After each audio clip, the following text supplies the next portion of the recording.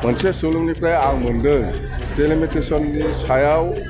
बिपिएफआ जेब्ला आन्दलन खालामबाय थायो बे समाव प्रमद बर' आरो दिपेन बर'खौ सिएम सारा लेंहरदों होननानै आङो मोनसे सुलुंनिफ्राय मोनदों आरो सिएम सारा सोंदोंमोन जे नोंथांमोना बे डेलिमिटेसननि सायाव मा बुङो जोंहा जेबो बुंनांगौ गैया सार जेरै दं ओरै थाथों बेखौसो बुंनानै फैदों दा दायनिगिरिया सोर दिनै प्रमद बर' आरो दिपेन बर'मोनहा सिएमनि सिगाङावबो जेबो बुङाखिसै तामुलपुर जुडिसियेल साब डिभिजन कर्ट बेखौ दिनै प्रमद बर'आ सरकार थासेयावबो बोरै रङिया कामरुप मेट्र' रङिया डिभिजनाव हरनो हाखो बेखौ जोङो सोंखारिदों आरो जों बेखौ मालाबाबो गनायनानै लानो हाया जोङो बुंदों जे जेराव मन्थ्रि दङ इउपिपिएलआ एमएलएफोर दङ एखेलगे बिजेपिजों थानानै सरकार सालायगासिनो दं बे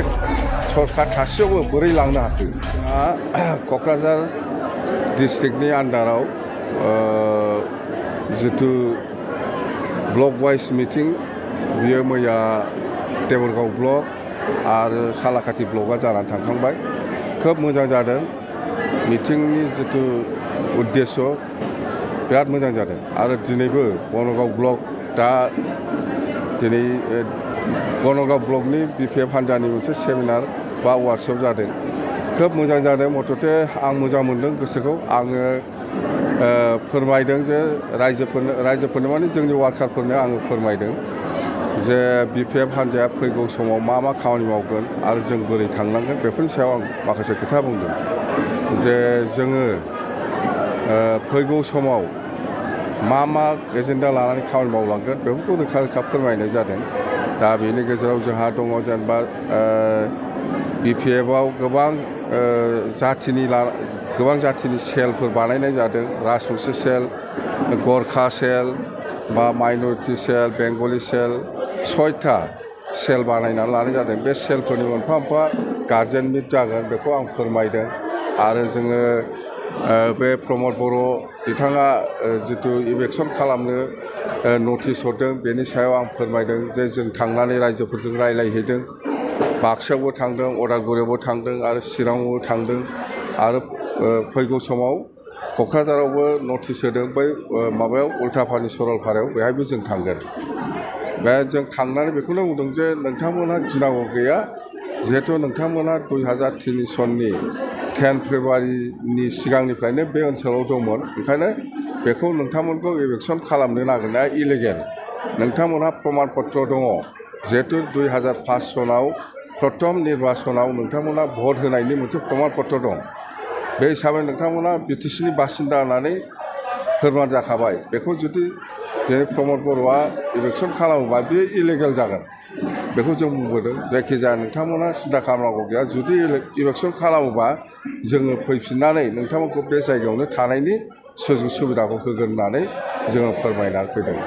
आरोबाव नैबे आङो फोरमायदों जे लकसभा उदालगुरि लकसभा मोननांगौनि बेलायाव बिपिएफ हान्जाया आरोबाव दाखालि मिथिङाव सावरायफिनदों जोङो बेखौ कन्डेमनेसन होदों आरो जोङो सावरायदों जे आयेनगत भाबै जुजिब्ला जोङो उदालगुरि लकसभाखौ मोननो हागौ नामा बेनि सायाव जोङो गिदिर उकिलजों गिदिर